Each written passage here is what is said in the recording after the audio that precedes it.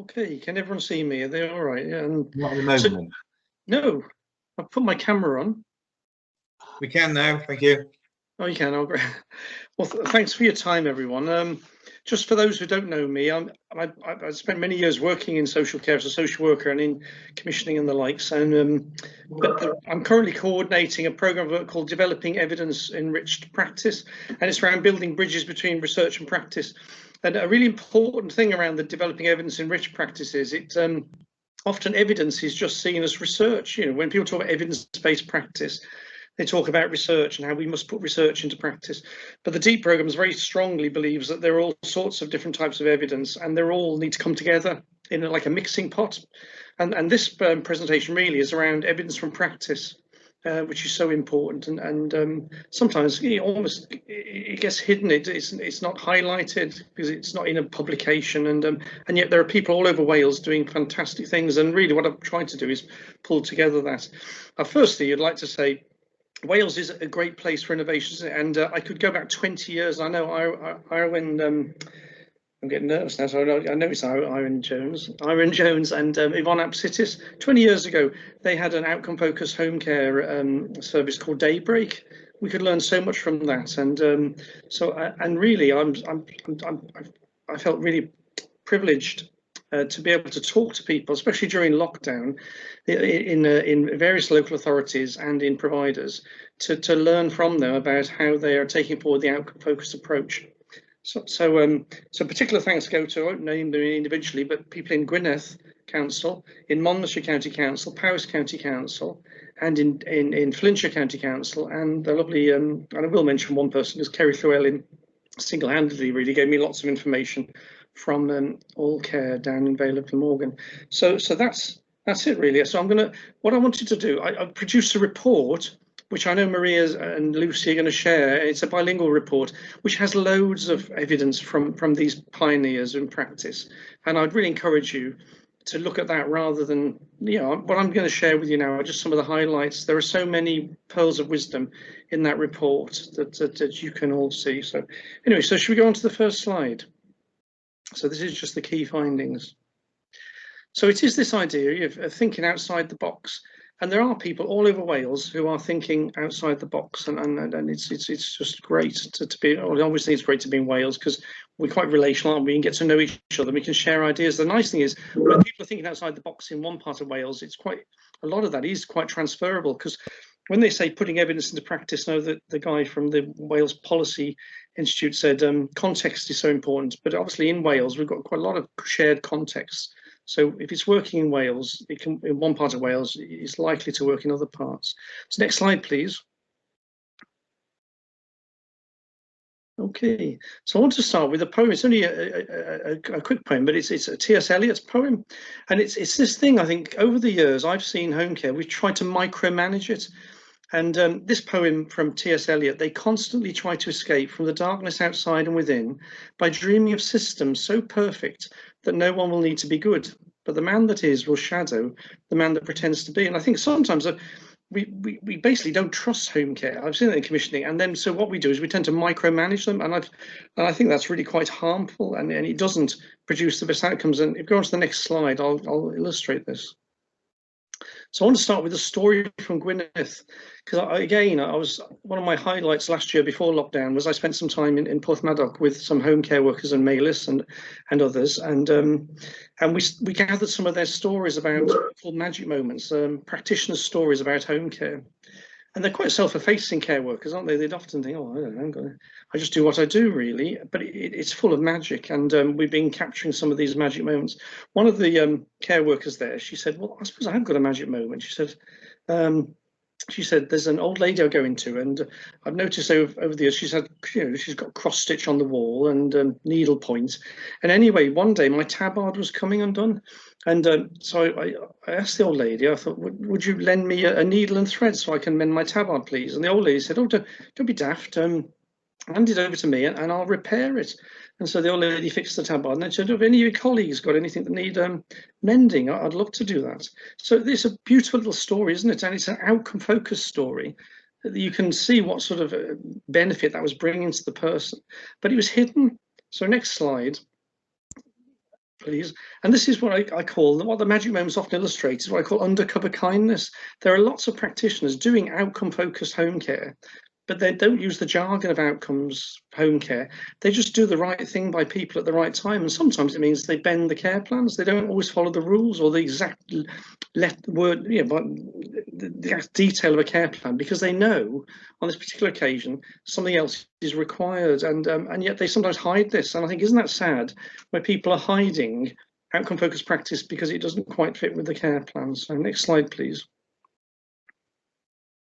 So this is a quote from Gethin Rees up in Gwynedd, one of the development workers. And I think it's nice because they've been really wrestling with how do we create magic moments like that? How do we create a home care service that can be that relational and responsive? And this is a lovely quote from him. It's very messy in a way. It's not the way we traditionally work, which gives you a certain time to do a certain task within a certain place with a certain person, and it's done, and we feel comfortable. Everything is in its place, everyone in that box, and it's easy. It's easy to negotiate because we know where the boundaries are, but what we are saying is that life is not like that. And that is the challenge, isn't it, of outcome-focused home care. Life is messy, and good outcome-focused home care can work with the messiness of everyday life. Next, please. But of course, what I've found from my interviews with people is often the modern world. It's a bit like this, we know off the television, the computer says no. Colin Richings in Monmouthshire gave me an example. He said, we've got this new monitoring system and it doesn't cope really with home carers showing a bit of initiative. So he said, for example, there's one home carer who goes into someone in the morning and is a bit worried about her, so she wants to go back. She wants to pop back at lunchtime just to see. She's just a bit concerned about the person. He says the system doesn't like that because it doesn't fit with the sort of programs, the scheduling sort of stuff. So there's something around, and they're wrestling with it. But I think if technology can support the workforce, this is an area that really needs to explore. If we can get really intelligent, artificial intelligence, we need to get systems that follow people's practice rather than control people's practice. Next, please. So, and the other thing is, it's the whole idea of context and difference. Kerry gave me this lovely example of what's right. What's right? What's good home care look like? And she said this, and I thought it was a really lovely. Again, she's a wise and insightful person. She said, Nick, some people like to be mothered, and some people don't. And some care workers like to mother, and others don't. And it's like you matching. There's all this stuff of how do you build that lovely responsiveness? Some people like routines. Other people like adventure, and they don't mind a bit of uncertainty. So again, how do you wrestle with that? Some people have meaningful relationships, so they don't really need particularly good relationships with care workers other than good working relationships. Other people are really lonely and the care workers become as friends. So how do we have a system? Rules and regulations are really hard at grappling with this complexity. Next, please. So the key, isn't it? And the key, everyone, all of the people I've spoken to say the key is relationships. So systems have got their place, but everything is to do with relationships. And these funny set of pictures I put because it's relationships across the board. So in the middle, you've got the relationship in the care worker and the people they support, and that is so fundamentally important. And I was involved in the Joseph Rowntree project, and that was one of the key things. It said all good support is founded in and reflects meaningful and rewarding relationships, but also it's relationships with family. Some of the stories I had are working so closely with family members.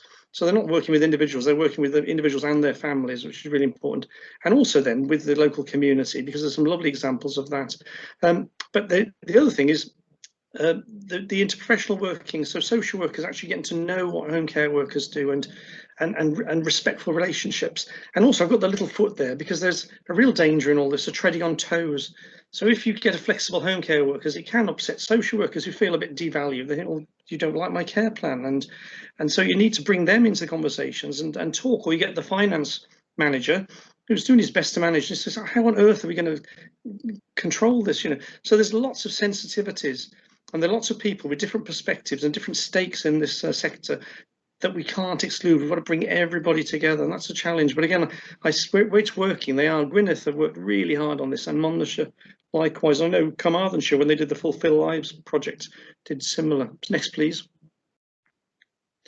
So, and the key thing, and I think this is a really important thing, is that there is something about the care plan that's if it's a rigid, fixed care plan, however marvelous the care plan is, it constrains the workforce.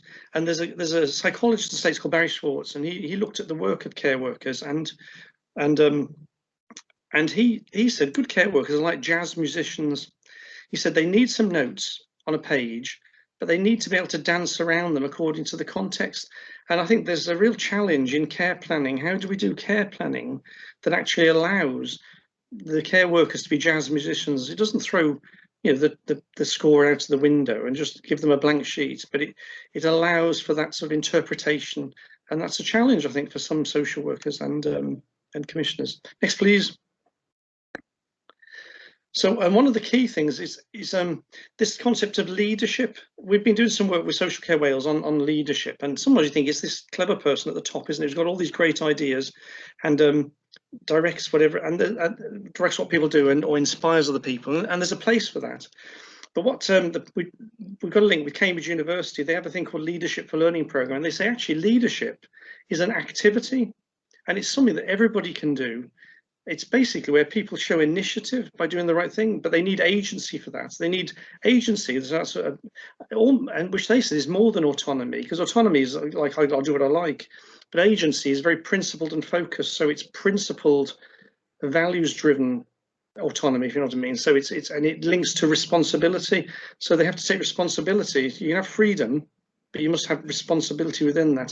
And it's also around this collective self-organising. So again, some of the work they've been doing in education services around creating leadership throughout a school, we need to create leadership throughout a home care service. Next, please.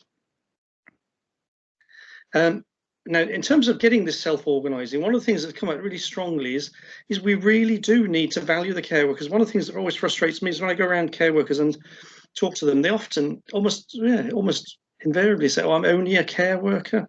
They have this sort of low sense of status, really, and you hear them say, "Oh, I'm not qualified." Some of them can be the wisest, most brilliant people I've met, but they've got this sort of hesitancy.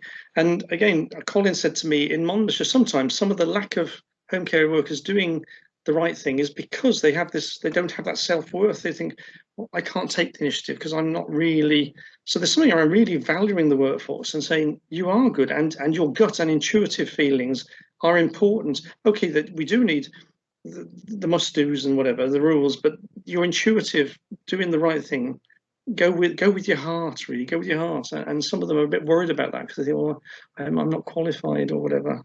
Next, please.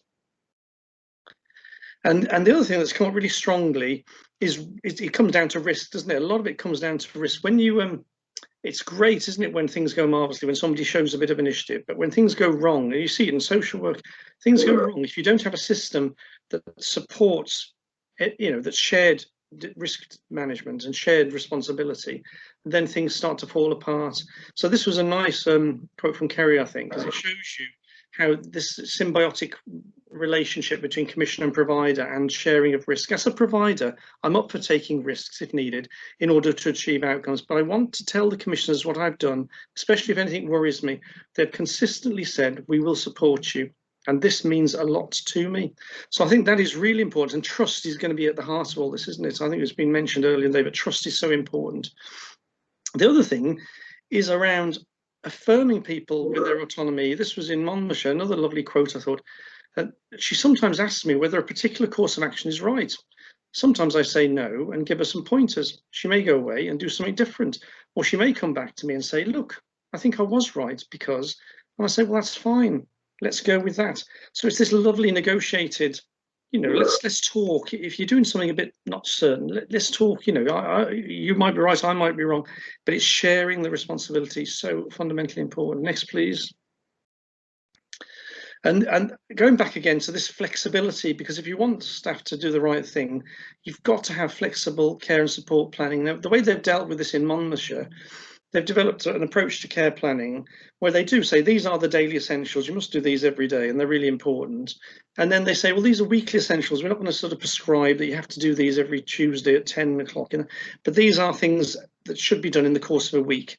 And then other things, they say these are flexible things, these are things that can be done as and when possible, really. So again, they're working to introduce flexibility into the care plan. I know Kerry said in the Vale of Law, one of the most important things was this, she calls it the tripartite meeting, where at the start of an outcome focused service, that you bring the provider, the family, and the person together, and the social worker, whatever, to have a conversation and to set the ball rolling, so everybody's on the same wavelength. And I know I've been in meetings with Kerry, and she always says the tripart meeting is fundamentally important. Next, please.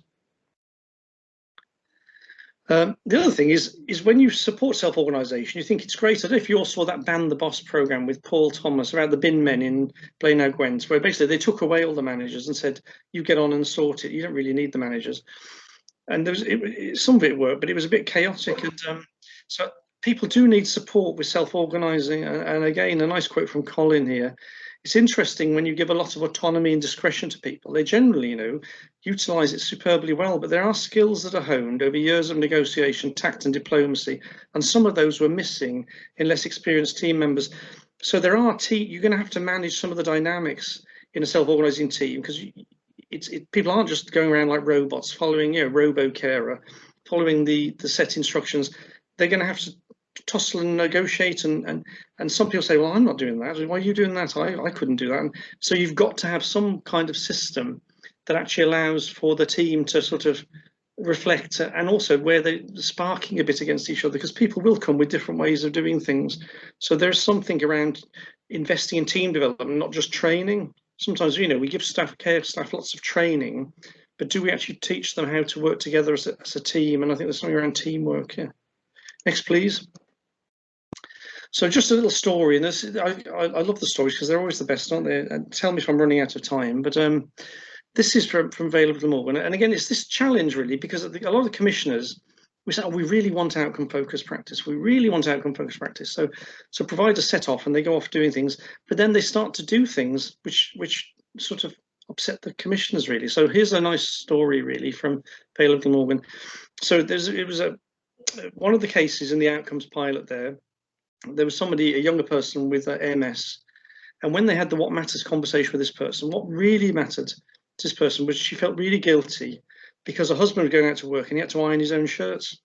So she said, what I'd really like is if you could iron my husband's shirts for me, because that would take a sense of guilt off me, and I know it'd be really appreciated. So of course the provider goes to the commissioner and says, this is what's really important to the person, and of course the commissioner says, well, we don't do domestic tasks, we don't. Oh, so the provider goes away and thinks, well, this is really important to this person, and then thinks creatively the person. And of course the person is got MS and needs to exercise, regular exercise. So they say, well, what we'll do is there's a bit of equipment so they can do some exercise, and we'll take the equipment out, they can do some exercise and put the equipment away.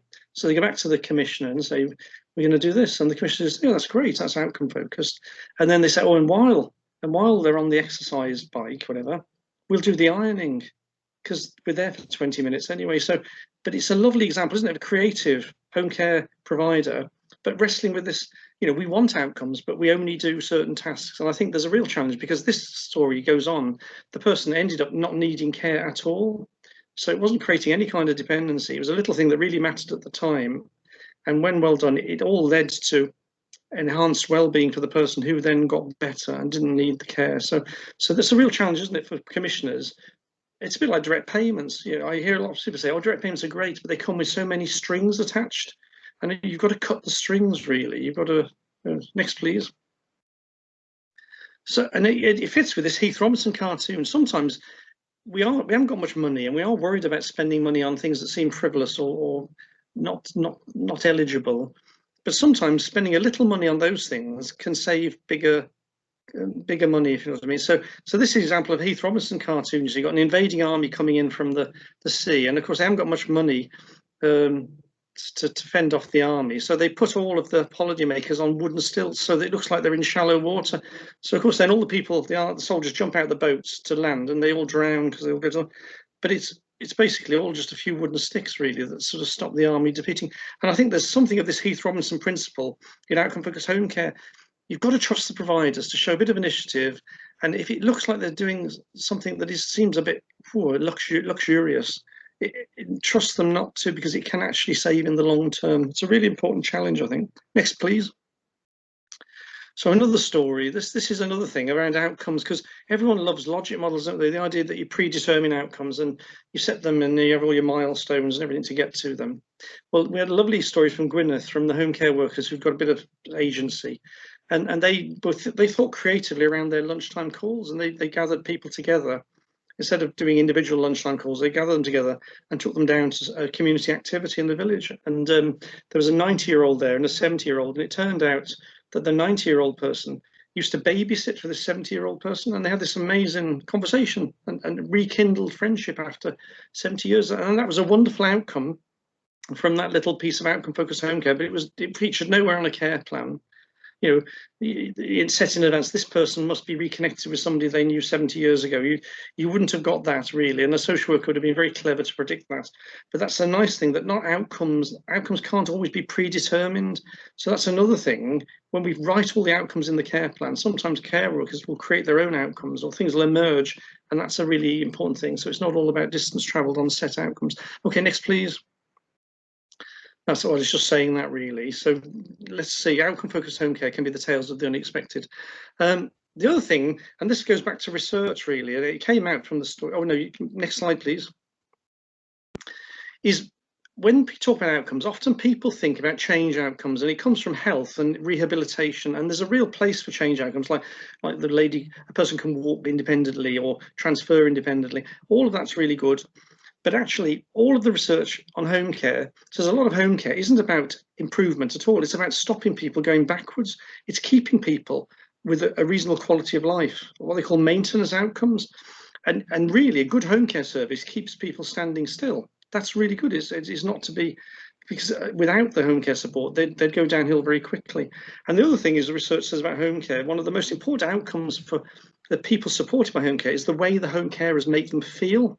So if they feel loved and appreciated and valued by the home carers, that's a really important outcome for the people. It doesn't often feature in outcome stars, you know, but so again, it's this process. It's not what they do, it's the way that they do it. So good home care workers, sometimes the outcomes are, it's all about the way they are, not what they do or what they achieve. So just an important thing about outcomes, are not always just about change. Next, please.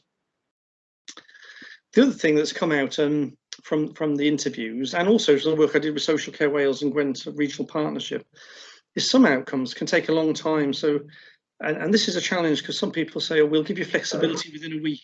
You've got a week, you can play around with your home care hours in a week and deliver outcomes. And what Kerry said is, often some outcomes for some people take time to work towards, and they can take 12 weeks, you know. And we've got a lovely story on this link here with Social Care Wales. We did an event, a Magic Moments event in Gwent with the Gwent Regional Partnership, and we interviewed some of the staff about their magic moments. And there's one guy who basically works beautifully to bring out the best in a man who was hidden under a duvet and wouldn't get out of bed, really. And he shows the genius of home care. So I'd recommend anybody to listen to that story, because that's what home care can do when it's got that what Aristotle called the moral will and the moral skill to do the right thing by people. And it's again, he was very self-effacing. So it can take time to develop outcomes. So just setting it in 6 weeks, and it does have implications for this. If you say, well, you can bank your hours for a week, because I think there's a place for that, but it does constrain certain outcomes. But next slide, please. But the other thing is, outcomes can take a very short time indeed. And Kerry gave me a lovely example of just a celebratory thing, because the staff were getting all a bit, it's all really hard during COVID and lockdown. So she set a little task to her team. She sort of said, do something with the people you support around food. I don't know what it is, something to do with food. And basically created all these magic moments and celebrated these magic moments. I just wanted to share one with you. It's called My Wife's Cheesecake. So when approached by his care workers on the subject of food, a widowed man talked about how he missed his wife's cheesecake. He had not had a cheesecake in a long time. It was agreed that the care worker would make him a cheesecake in her own home using fruits and mint leaves from the man's garden. Whilst the cheesecake was enjoyed, what was appreciated most was the chance to share and reflect on a memory of his precious wife. So isn't that fantastic? That's an outcomes moment, isn't it? And it was done in a very short space of time. So Kerry says to me, you can do you can do outcome-focused home care in flexible, responsive home care, but you can do outcome-focused home care in time-task home care if you do it well. Next, please. But there's a big implication for recording, and this is something that Jess Matthews touched on earlier, and Steph, because we were working with them on friend not foe, which is around how do we create an approach to recording and reporting that goes with the flow. And I think recording is one of the most onerous things on home care workers. It's often we don't trust you, so basically if it's not written down, you haven't done it. I don't care whether it's in the care plan, unless you say you've done it every day, 7 days a week. We can't assume you're doing it. But I think that's a folly, really. It's a waste of good home care workers' time. But anyway, the other thing is all these distance travel tools and very mechanistic approaches to recording outcomes. So here's a quote from Kerry. I have to give them what the commissioners want. So I've got an outcomes recording form with the 7 national outcomes listed on it. My staff don't like it at all, but we use it because the commissioners can look at it and say, oh yes, that's an outcome. So even though I don't like it and it doesn't work very well, it gives us something to justify what we do. Now that is not right, is it really? Because you've got a genius home care manager who's got a good workforce. Why have we got a recording system that sort of grates and somehow tokenistically measures outcomes but doesn't? So I think if any of you are interested, that's something we're taking forward with Kerry and with Jess and with Emma in Scotland. Is let's have some really meaningful recording. And I know we talked about earlier, not back covering, but recording that's meaningful. Next, please. We're getting there. So there's a big implication for learning in all this, isn't there? Because often we do training, we train staff, and there is a place for that. So in terms of, as we're talking about medicines, weren't we?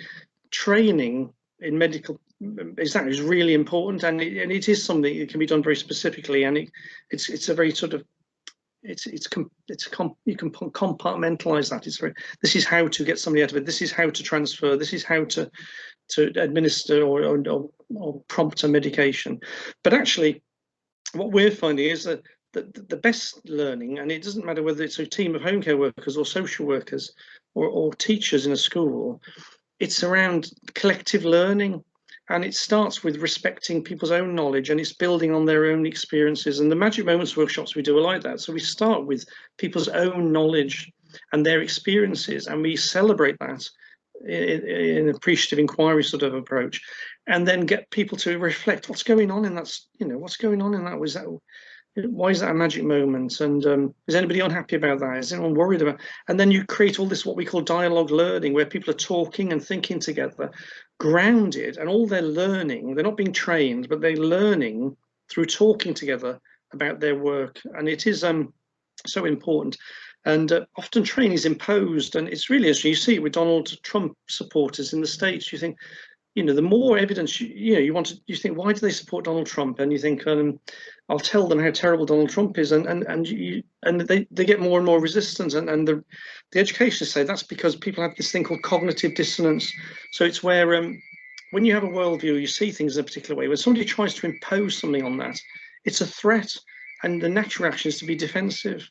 And that's not really helpful. And I think some training does that. I know outcome-focused training can do it, because I did it with social workers in Swansea and years ago, and they said all of this outcomes training is implying we're useless, really. And they got quite defensive because it didn't start with their reality. So I've laboured that, but that's something I'm really interested in. So if any of you are interested in collective learning from stories, I'd love to talk more with you about that. Okay, next, please. We're nearly there then. So we also had some lessons from the coronavirus, and that was the lovely thing, wasn't it? And it links with a lot of understanding about human motivation, is that people generally, you might get a few sociopaths, but most people like to work collectively to make the world better. Human beings thrive in that. We've evolved to do that. That's the genius, really, of human civilization. And COVID has done that, because people they haven't been sort of constrained. They've had to work relationally with other people to deal with a big issue, and there's lots of learning from it. It generates all this serotonin in the brain and solidarity and going the extra mile, and we don't want to lose that. So there's a big lesson there from the coronavirus around collective action around a higher cause. And sometimes it is, I always say home care is a vocation. It's not just a job, it's a calling, because you're basically transforming people's lives, and it's a really important thing. And let's do that, and let's do that collectively and let's involve the nurse and the social worker and and the butcher, the baker, the candlestick maker in the community. Okay, next please. Another one that's come really close is how important the local community is, and building bridges. Years ago there was a project in London. It was a home care service that had its own volunteer wing to its little organisation. I can't remember the name of it now, but it was in London. But they basically had home carers working alongside volunteers, and it was a not-for-profit little home care company. It was a great little model. But we've seen that come out in COVID. So I know in Monmouthshire now they're really trying to sort of almost operationalise this joint working with the community, and they have this phrase bobbies and bobettes. Bobbies are like the sort of people who are in the local community, key players in the local community who know everything and everyone, and they say, let's pull them into the team. We're going to do place-based working, which goes back to the first presentation of today, and let's pull the bobbies and bobettes. The bobettes are the smaller scale people who just perhaps work on a street or something, and they know everybody on the street and the neighbourhood. So again, if you're interested in what they're doing in Monmouthshire, they'll tell you about that. And then obviously the other thing tapping into the local community is the micro enterprise work in Flintshire, which I'll talk about in a minute. Next slide, please. So this is really interesting, and I've got them jumping off the boat here because it is really, it's a bit of a risky thing going into micro enterprises. And Flintshire, I love Flintshire. I mean, I like all the authorities I work with, but Flintshire are really great at having a bash at things. Really, they often think outside the box. And Dawn Holt, I'd recommend anybody have a conversation with Dawn Holt if you want to talk to somebody who's really got her eye on the ball in commissioning. She's great. Well, anyway, they liked Reese's model, but they said, well, I think we can develop it. I think we can get this off the ground in-house, really, because we've got our own training stuff, and we can develop, and we know quality assurance because we know this is a bit risky. Because, and as Malcolm says, you know, you're diving off the boat if you're going into an unregulated service. What happens? You're all responsible if things go pear-shaped. If you're commissioning care and it goes pear-shaped, then the book stops with you, really. So, but that hasn't stopped them in Flintshire. And again, the report goes into much more detail about how they've done things. But what they found is when they've stepped out of the boat, it's been surprisingly successful, and in ways they didn't always expect. One of them was they realized when they started looking outside the box and developing these micro enterprises, they could tap into other sources of funding. So although they used investor save funding to start their work, they found they could get a grant from an organisation, I've got it written down here, Cadwyn Clwyd, which is a rural development agency, because of course they got a grant from that because it was something initiative around micro enterprise. And they also got money from the foundational economy grant. So this was really useful for them in setting up their model, because they could pull in this and they could use some of this resource to help people set up. Because that's one thing they found is you can't expect people off the street to suddenly start caring and take loads of risks and invest in, say, even a laptop to organise their work if they're not guaranteed some kind of income. So there is something around this setup costs which they found there, but they've been able to use some of the funding they've pulled down, the match funding, to help people, even if it's buying little uniforms and getting them startup costs. So I won't go into great detail, but Maria could tell you about that, and it complements. It's lovely. It dovetails beautifully with the stuff that Reese does with Community Catalyst. But it shows you where a local authority is a slightly different take on the model. But they're really pleased, and they're moving from, they're using direct payment. I mean, they've got Mark Cooper up there, haven't they, who's a genius of direct payments, but and they've been using direct payments to fund, but they are actually going towards the direct commissioning of micro enterprises. Next, please. So we're coming towards the end, really. I mean, what the report says, and you can see when you read through the report, is it challenges a few myths. And one is this idea, I was guilty of this years ago when I worked for Powys, was we need the perfect service specification. It's like, if only we could get the right service specification, the world's going to be a wonderful place. It's like this holy grail, isn't it? And I think all of the people are pioneering. It isn't so much the specification, it's around the experimentation, and it's about the relationship building that is really bearing fruit. And so it's learning as you go along rather than having a great grand plan at the start. I mean, some people might disagree with me, but that's the reading, my reading of what they've said. The next one, please. The next myth is this myth that, oh my God, how on earth charging is impossible when home care is flexible and responsive. And both Gethin and Colin in Monmouthshire both pointed out the same thing. They said, actually, when you drill down into this, a large percentage of the people that we support, they have more than 7 hours home care, whatever, and they fall over the £100 ceiling. So a lot of people, they'll only ever pay £100, and if we make it flexible and responsive, they're still charged exactly the same. And then they said they've also got a large number of people who don't pay anything, and of course flexibility and responsiveness has no impact, on their billing, whatever.